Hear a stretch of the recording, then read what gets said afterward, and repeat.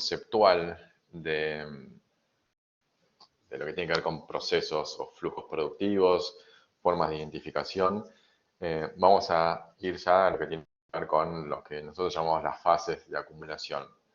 Y también, esto es de nuevo para que entiendan conceptualmente cómo deberíamos, en forma teórica, ir acumulando esos costos para después trasladarlos y costear los productos finales o objetivos finales que queremos obtener o que obtuvimos. Entonces, va a haber acá en este caso identificadas 4 fases teóricas de vinculación o de acumulación. Vamos a ir a la primera a lo que se llamamos la fase 1, que es vinculación, factores, acciones. Recuerden, ¿no? Esos factores a la izquierda, acciones en el medio y objetivo, producto final o resultado final a la derecha. Entonces acá lo dice fase 1 es la vinculación factores-acciones. Y hay 4 subpuntos en esta fase 1. La primera de estas primeras subfases de la fase 1 dice identificar las acciones inmediatas del proceso de producción. Fíjense que de nuevo estamos todavía hablando de cosas muy conceptuales y cuando hablamos de inmediatas, recuerden que también estamos hablando de directas, indirectas de alguna forma, proceso algo muy similar. En el 1.2 o subpunto 2 del 1, identificar y cuantificar los factores que son consumidos por las acciones definidas, el costo de cada una de las acciones que tenemos, ¿está bien? N cantidad de acciones que vamos a tener, obviamente, que podemos llegar a tener en un proceso productivo. El 1.3 dice definir las unidades de obra o resultados productivos intermedios de cada acción desarrollada. Esto es algo que por ahí es nuevo, pero cuando hablamos de acciones, podemos hablar de acciones que son intermedias o acciones, sí, que no refieren al producto final, o muchas acciones que no refieren al producto final, o que son acciones que van a dar de alguna forma servicios a otras acciones o resultados a otras acciones, que a su vez esas acciones que reciben resultado de una acción anterior van a poder hacer una continuación de la transformación, tal vez es el producto final o no, pero cuando de alguna forma vamos a querer cuantificar cómo medimos el resultado final de cada una de estas acciones para poder, obviamente, hacer un costing, llamémoslo, intermedio, ¿no? Acá Dana me pregunta, dice, ¿acciones inmediatas y directas sería lo mismo? Sí, sí, vamos a decir que son lo mismo, las inmediatas y directas. Y por último, el punto 4 sobre la fase 1, que dice cuantificar las unidades de hora obtenidas en cada acción, también para poder costear cada una de esas acciones. Visto en forma un poco más gráfica, fíjense, tenemos de alguna forma esto, ¿no? La identificación de las que son las acciones inmediatas y la identificación de las que son acciones mediatas, esas N cantidad de acciones, y de alguna forma cuantificarlas a través de una medición, ¿no? De una unidad de obra. Eso es interesante, esas unidades de obra van a ser lo que los vamos a tener que construir y definir nosotros como especialistas en costeo, y lo vamos a ver también mucho mejor en la práctica, pero también vamos a tratar de entenderlo en la teoría. Entonces, fase 1, identificamos las acciones, las clasificamos y le pusimos una unidad de obra para poder mensurar el costo de cada una de estas acciones. Vamos a la fase 2 de 4. La fase 2 dice vinculación de las acciones mediatas e inmediatas. Y hay 2 subpuntos. Dice, uno de esos subpuntos es cuantificar los empleos de unidades de obra o servicios prestados de cada acción mediata por parte de otras acciones, que pueden ser mediatas o inmediatas. Y el 2 dice asignar el costo de las acciones mediatas, según el punto anterior, a las acciones inmediatas, aplicando el principio de proporcionalidad de los servicios prestados a cada una de estas. Entonces, ¿qué es lo que queremos hacer acá? Para resumirlo es, obviamente, cuantificar cuánto uso o cuánto me prestan de servicios, ¿no? Cada acción mediata por parte de otras acciones. Es cuánto uso de cada acción. En cada objetivo final no usa tal vez el 100% de una acción o usa una partida de esas N cantidad de acciones. Entonces tengo que cuantificar cuánto empleé de cada una de ellas. ¿Está bien? Y dice asignar el costo de las acciones mediatas a las acciones inmediatas. O sea que acá es lo que trato de hacer, obviamente, es de lo que es más indirecto pasarlo a directo.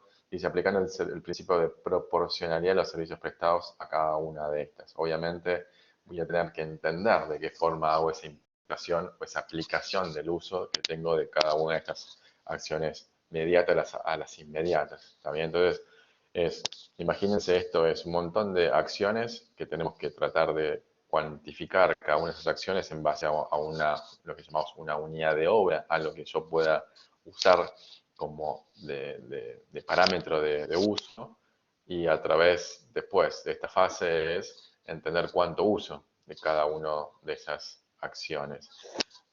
Imagínense esto fácil, para que no hacerlo en forma más resumida.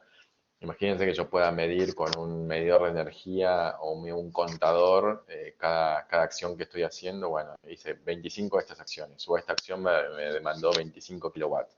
Bueno, ¿cómo hago para medir después cuánto es el uso de esos kilowatts? ¿Cuánto usé de esos kilowatts? ¿O cuánto de esos que me contó 25, no sé, martillazos? ¿Cuántos martillazos usé de esa acción?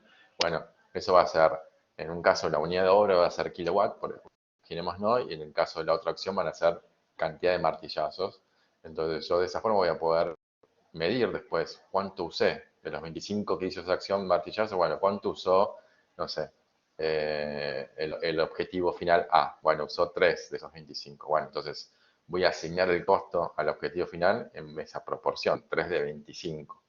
En el caso de los kilowatts va a ser lo mismo, usé 100 kilowatts de esta acción y el objetivo A final usó de los 100 kilowatts, bueno, no sé, 25 kilowatts. Bueno, va a ser el 25% de ese costo total.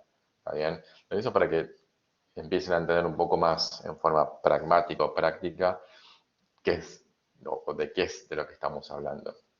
Entonces esto en forma gráfica, fíjense que tenemos esa asignación de acciones mediatas a acciones inmediatas, pues las acciones inmediatas son los que después van a tener efectos sobre mi producto u objetivo final.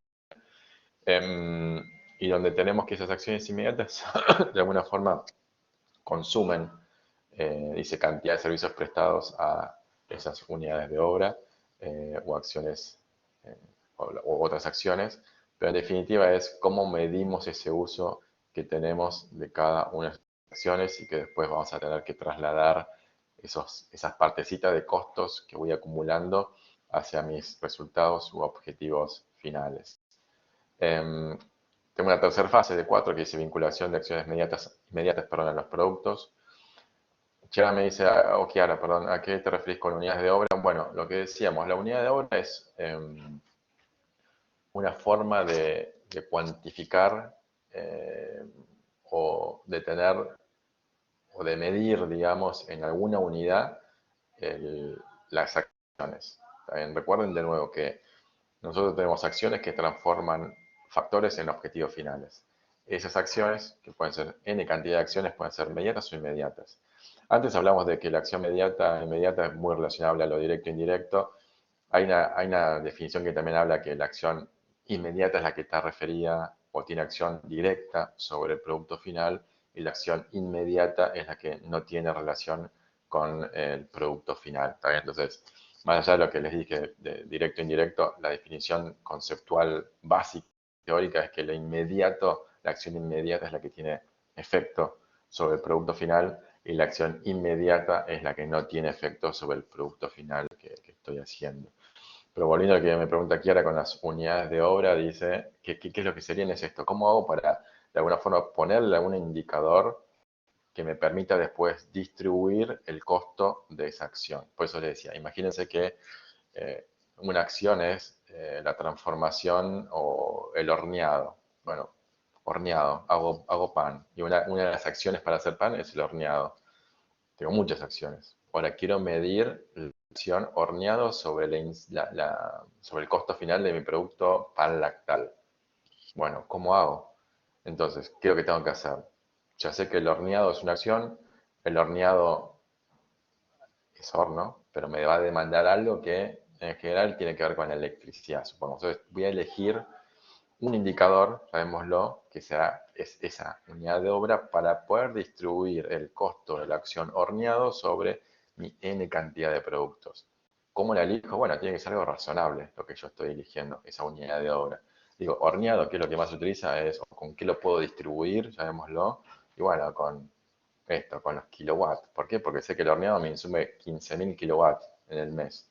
Y bueno, yo sé que cuanto más horno uso, bueno, digo, una forma de distribuir la acción horneado entre mis n cantidad de panes que estoy haciendo, es coherente que lo haga a través de los kilowatts consumidos. Entonces, la acción horneado, elijo una unidad de obra que es un indicador en definitiva para poder distribuir luego el costo de esa acción entre las n cantidad de productos objetivos finales que esté haciendo.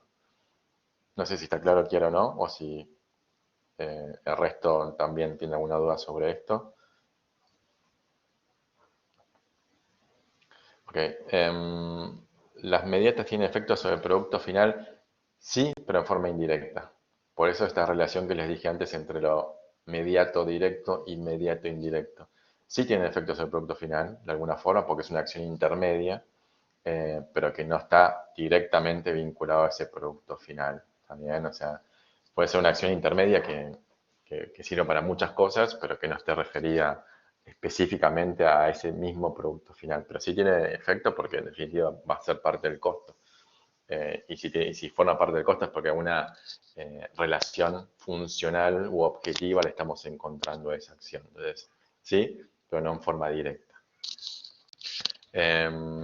Volviendo a la tercera fase, lo que decimos es, bueno, ¿cómo hacemos esta vinculación de acciones inmediatas con los productos? Dice, cuantificar los empleos de unidades de obra o servicios prestados, lo que hablábamos recién, de cada acción inmediata por parte de los resultados productivos.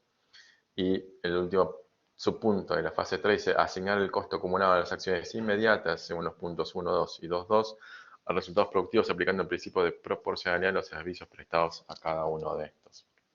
Entonces, básicamente lo que estamos haciendo acá es lo que les dije recién, ¿no? Cada una de estas acciones tienen forma de cuantificarse a través de unidades de obra o servicios prestados, llamémoslo. Cada acción inmediata vamos a querer que se traslade en ese costo que acumulé hacia una acción inmediata, que es la que finalmente tiene efectos sobre mis resultados productivos.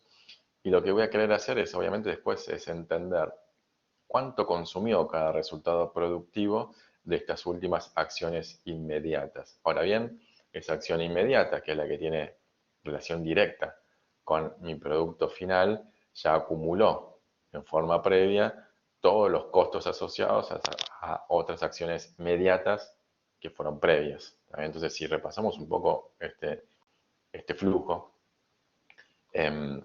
recuerden acá, primero decíamos conceptual, en las primeras fases, identificar esas acciones inmediatas y las mediatas, asignarles este indicador para poder distribuir el costo que acumulamos en cada acción con una unidad de obra. Después vamos a querer entender cómo hacemos para trasladar, ¿no? Esos costos de las acciones mediatas a las inmediatas, de nuevo, a través del uso de los servicios que le dan esas acciones mediatas a las inmediatas. Y después lo que voy a querer hacer, obviamente, es ya una vez que fui acumulando todos esos servicios prestados o acciones que fueron acumulando costos hacia acciones inmediatas, bueno, ¿cómo las asigno esos costos que acumulé en esas acciones inmediatas a los productos o resultados productivos finales que estoy haciendo? Pero en base a un criterio de proporcionalidad. De nuevo, es cuánto utilizo de cada acción para cada uno de mis productos, y ese cuánto utilizo no es, bueno, me fijo y veo proporcional. O sea, acá lo más sencillo hubiese sido un tercio cada uno, ¿no? Acá habla de N, pero imagínense que son 3 productos y yo acumulé en todas esas acciones N cantidad de costos y digo, bueno, no sé cómo distribuirlo, bueno, divido 3. Listo. Voy un tercio cada uno y lo distribuyo. Pero no, en realidad decimos, bueno, para cada acción y para cada producto utiliza en forma diferente cada una de estas acciones. Y yo elegí un indicador para distribuir cada una de estas acciones. Entonces, el pan lactal del horneado me utiliza tantos kilowatts sobre el total, el pan, no sé, pebete tanto, el pan flauta tanto, listo. Cada uno de forma proporcional distribuyo el 100%, pero de acuerdo, de nuevo, a una unidad de obra, que es este indicador que utilizo para distribuir de forma más racional el costo de esas acciones. Obviamente se pueden encontrar en algunos casos, y lo van a ver en la práctica, que se van a encontrar con algunos casos en donde me dicen, che, ¿y acá qué utilizo para distribuir esto? Y la verdad que no se me ocurre nada, no tengo una forma más racional o mejor que distribuir en base a una proporcionalidad de un tercio porque hay 3 productos. Y en algunos casos va a suceder donde ustedes dicen, bueno, elijo distribuirlo en base a la cantidad de productos que hago porque no tengo mejor forma de entender cuánto utiliza cada producto de mejor forma que distribuirlo por los productos que hago. También no sé si soy claro con esto, pero la intención siempre es encontrar el mejor método de distribución, también para tener el costo más objetivo. Es, si el horneado me insume kilowatt, porque es lo que más me consume el horneado, bueno, listo, utilizo kilowatt para distribuir y después voy a tener que entender cuántos kilowatts me insume o cuánto me insume un pan lactal versus un pan flauta, ¿está bien? Pero es mucho más razonable que si utilizo distintas cantidad o horas de horneado y el horno, el proceso de horneado me insume kilowatt, bueno, elijo kilowatt. ¿Está bien? Eso es para que entiendan un poco mejor cómo poder distribuir los costos en forma más racional y en mejor forma, en forma más optimizada. No sé, imagínense el armado de un auto. Bueno, no es lo mismo armar un auto que una moto. Uno lleva, no sé, imagínense, están costeando la acción del ensamblado de las cubiertas. Bueno, un auto lleva cuatro cubiertas, para una moto dos. Y bueno, si utilizo por cantidad de cubiertas que llevan cada producto, bueno, sería una buena opción. Por ahí hay otra mejor, ¿no? Que por ahí una moto demanda más tiempo, lo que sea. Pero es que traten de entender cuál es la forma más razonable de distribuir cada una de estas acciones.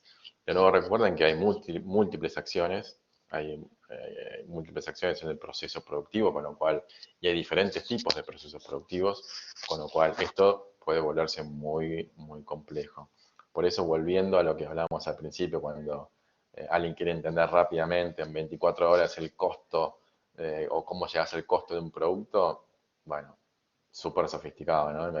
Imagínense esto en las grandes empresas, cómo se van costeando las acciones y cuánto van trasladando de cada acción a otras acciones para ir acumulando los costos en base a lo que cada acción demanda de otras acciones que pueden ser intermedias o mediatas, y después cada producto final cómo distribuye o cómo asumís esas partecitas de los costos que acumulaban las acciones para poder decir, bueno, el producto final, el skip detergente líquido concentrado, bueno, es esta proporcionalidad de estas n cantidad de acciones, pueden ser muchísimas, y en base a un criterio de distribución que eligió Unilever o Procter, ¿está bien? Entonces, cuando uno quiere entender o trata de entender esto, es súper sofisticado.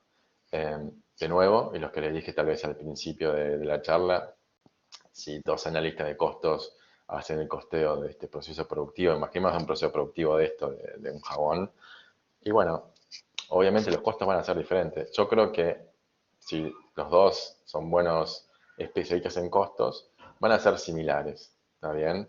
Pero nunca van a ser iguales. Imagínense que uno eligió kilowatt para, volvamos al ejemplo del pan, imaginen que uno utilizó kilowatt porque entiende que el horneado es lo que más consume es energía, entonces kilowatt es un buen criterio. Y otro dice, no, pero en realidad yo utilizo horas de horneado, no los kilowatts, qué sé yo, es un dato más difícil de conseguir, utilizo horas de horneado. Y si el costo proviene de los kilowatts consumidos, si elegís horas, y va a ser bastante parecido a la cantidad de kilowatts, ¿no? Si distribuís, o sea, en definitiva estás usando un criterio muy parecido. Ahora, ¿son diferentes? Sí, son diferentes, va a dar diferente, van a dar diferente, pero deberían dar muy similares o muy parecidos, o lo que debería ser mejor es, deberían ser costos razonables los dos, un criterio u otro. Ahora, si yo para la acción horneado utilizo, no sé, el costo no sé, de la máquina amortizado y digo, bueno, esto dura 20.000 horas y por acá, digo, la verdad que estoy usando cualquier cosa para distribuir. Eh, entonces, ahí sí el costo va a ser diferente y probablemente uno no sea coherente o razonable y uno no esté bien armado. Eh, entonces, también, para que vuelvan a entender el concepto de lo que estamos hablando, de la acumulación de las acciones y de cómo hago para distribuir tanto de servicios intermedios o acciones mediatas a servicios finales, acciones inmediatas y después hacia productos finales. Y esa elección de esas unidades de obra o indicadores para poder distribuir cada acción, que también es muy relevante. Y también la van a ver en el próximo capítulo, que es otra metodología de costeo que es ABC, pero que la elección de ese indicador es muy relevante también, ¿no? Cómo elijo la mejor forma de distribuir, la mejor forma de poder asignar o imputar a cada producto ese costo.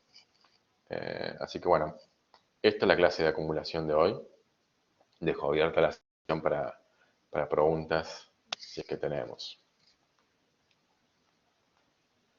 Y después si alguien consigue, me gustaría entender, si alguien consigue de alguna de esas empresas que haya pasado, no sé si está en el ministerio, no creo que esté en las planillas de costos, esto es un dato confidencial, pero no creo que ni hayan pasado la acumulación de costos, ¿no? De los productos. Así que, y de nuevo, y más allá del producto en sí, después hay toda una parte del precio que compone el precio que tiene que ver con la cadena minorista, ¿no? Una cosa es pedirle a Procter, después otra cosa es pedirle al supermercado. El supermercado agrega a la cadena o a la acumulación de costos otros costos, ¿no? Una cosa es el producto que te vende Procter y después puesto en góndola es el supermercado con toda su estructura de el alquiler del supermercado, la amortización del supermercado, los empleados del supermercado, la energía que se consume, X, seguridad, limpieza, lo que sea, obviamente hacen a ese costeo final del producto en la góndola, que va mucho más allá del costo en sí del producto del fabricante. Entonces también, para que ustedes tengan en cuenta, en el caso de costear, cuando ustedes ven margen de Procter va a ser distinto al margen del supermercado. ¿Está bien? Para Procter el costo es el armado del producto que vende y el margen es entre que lo vende el mayorista y lo que le costó. Al supermercado es completamente diferente. El supermercado es el costo, es un número cerrado que es, a mí Procter me vende el skip a tanta plata y yo el margen que le pongo es en base a lo que me cuesta a mí la estructura del supermercadismo. ¿Está bien? De nuevo acá en supermercados es muy baja y yo creo que atacan, entre comillas, atacan al productor, porque en el caso de productos de consumo masivo, para que tenga una idea, aproximadamente el margen de un supermercado es te diría que entre el 1 y el 3%, de acuerdo al supermercado. Es muy bajo, pero obviamente el supermercado depende mucho de la rotación. Por eso el supermercado apunta a vender, vender, vender, porque no gana si vende un producto, gana si vende muchos productos.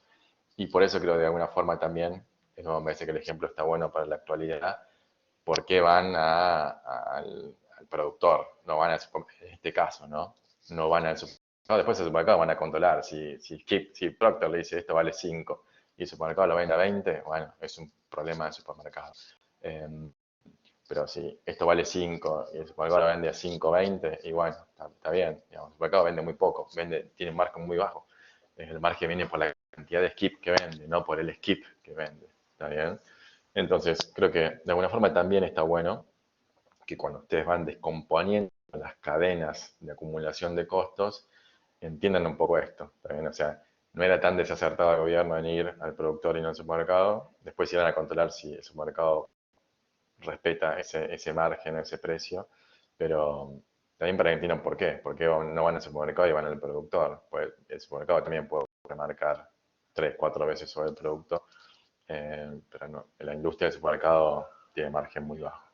O sea que en este caso el formador de precios tiene que ver más con el productor, digámoslo, y no con el vendedor. En otros casos es diferente. Pero bueno. Bueno, preguntas, si hay.